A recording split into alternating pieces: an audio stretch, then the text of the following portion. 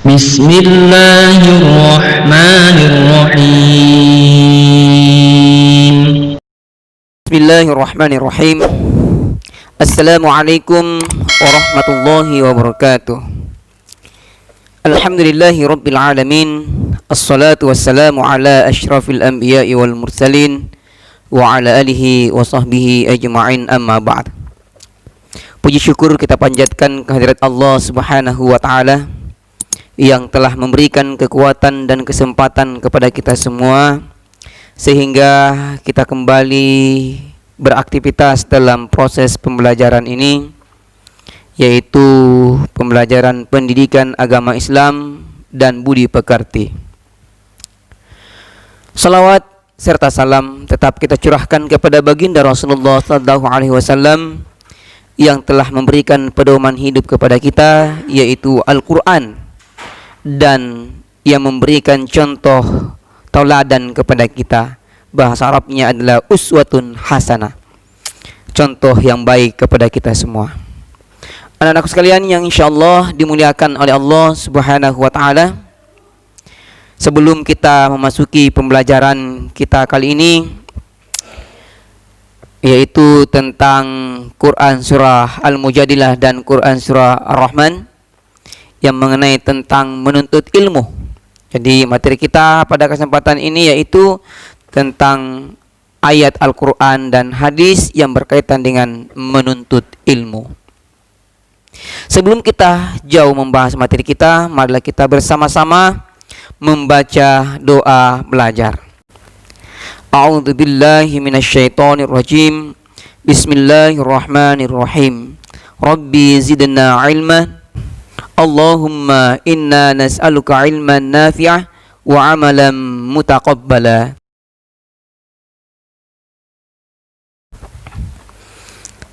Selanjutnya, anak-anakku sekalian yang insyaallah dimuliakan oleh Allah Subhanahu wa taala, seperti biasanya di awal pembelajaran kita, setelah berdoa kita diarahkan untuk membaca beberapa ayat atau tilawah. Silahkan anak-anakku menyimak tilawah kita kali ini. Insyaallah Ustaz akan membaca 2 surah sesuai dengan ayat yang insyaallah kita akan bahas di dalam pembelajaran bab 1 ini. Mari kita simak dalam Quran surah Al-Mujadilah yang sudah ada bukunya. Silakan dibuka halaman 3 dan halaman 5.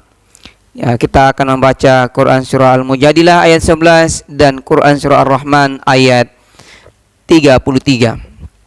Silahkan disimak dan didengarkan. Lihat apa yang kita baca. Diperhatikan sempat Ustaz salah dalam membaca ayat ini. A'udzu billahi minasy syaithanir rajim. Bismillahirrahmanirrahim. Ya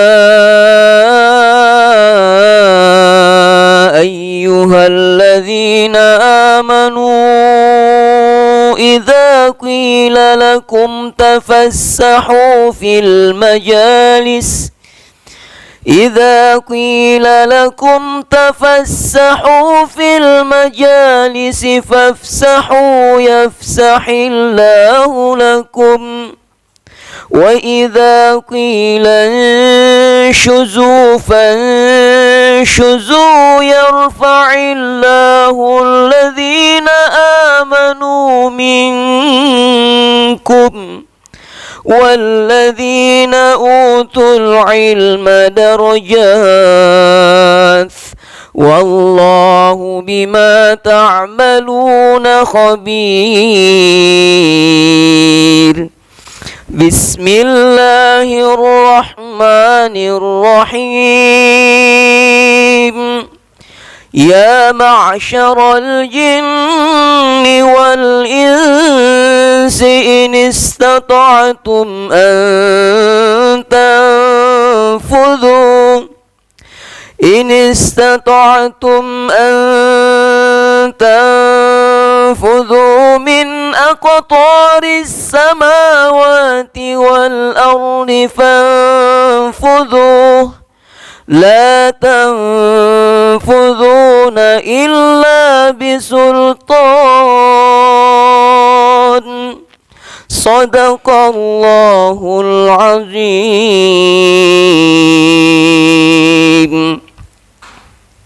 Syukran anak-anak semua yang telah mendengarkan dan memperhatikan bacaan Ustaz hari ini. Semoga kita mendapatkan rahmat dari Allah Subhanahu wa taala. Amin amin ya rabbal alamin. Oke, baik anak-anak sekalian yang insyaallah dimuliakan oleh Allah Subhanahu wa taala. Dalam pembelajaran pertama di pendidikan agama Islam dan budi pekerti ini, ada beberapa hal yang perlu Ananda ketahui. Yang pertama, untuk mengawali pembelajaran kita harus atau diarahkan untuk membaca materinya. Membaca materinya, lalu kemudian memahami. Ya, memahami dan mengamalkan dalam kehidupan sehari-hari. Insyaallah di pertemuan pertama ini Ustaz akan menjelaskan hanya Quran surah Al-Mujadilah saja. Oke. Jadi bagian A adalah Al-Quran surah Al-Mujadilah ayat 11. Ini merupakan surah yang ke-58. Surah Al-Mujadilah ayat 11 menjelaskan tentang seseorang yang menuntut ilmu akan diangkat derajatnya oleh Allah Subhanahu wa taala. Tentang seseorang yang menuntut ilmu yang akan diangkat derajatnya oleh Allah Subhanahu wa taala. Menuntut ilmu menjadi kewajiban bagi setiap manusia. Di antara ilmu yang wajib kita ketahui yang pertama adalah ilmu tentang ketauhidan. Bagaimana kita mengesahkan Allah Subhanahu wa taala. Kemudian ilmu ekonomi dan ilmu munakahat. Apa itu ilmu munakahat? Ya, ilmu pernikahan. Ya, anak sekalian kita ketahui itu semua. Ya. Dan adapun ilmu-ilmu yang lainnya yang Ustaz belum sebutkan, ya, kita cari ilmunya lalu kemudian kita pahami, kemudian kita amalkan dalam kehidupan sehari-hari. Anandaku sekalian, ada juga ilmu yang dilarang oleh agama. Misalnya ilmu sihir. Bahaya kalau ada yang memiliki ilmu sihir pergi di Mama Loren, ya, meminta begini-begini. Tidak boleh. Itu namanya ilmu yang dilarang oleh agama. Jadi jangan pergi menuntut ilmu untuk sihir seperti itu, ya. Tak boleh. Tak boleh. Tak boleh ilmu sihir. Kemudian yang kedua adalah ilmu mencuri. Nanti kita pergi mencari guru, ya, raja pencuri, kemudian kita belajar sama dia supaya kita ahli juga dalam mencuri. Tidak boleh. Bagaimana caranya itu? Kita membuka gemboknya orang di rumah orang di tidak boleh itu yang begitu. Tapi yang tidak apa-apa kita tahu caranya, tapi jangan digunakan kepada cara mencuri. Misalnya kalau bisa kita gunakan, kalau banyak rumah terkunci kemudian hilang kuncinya, boleh kita gunakan cara itu. Tapi jangan gunakan cara yang salah, pergi mencuri. Ya. Oke, kemudian apa lagi ilmu yang dilarang?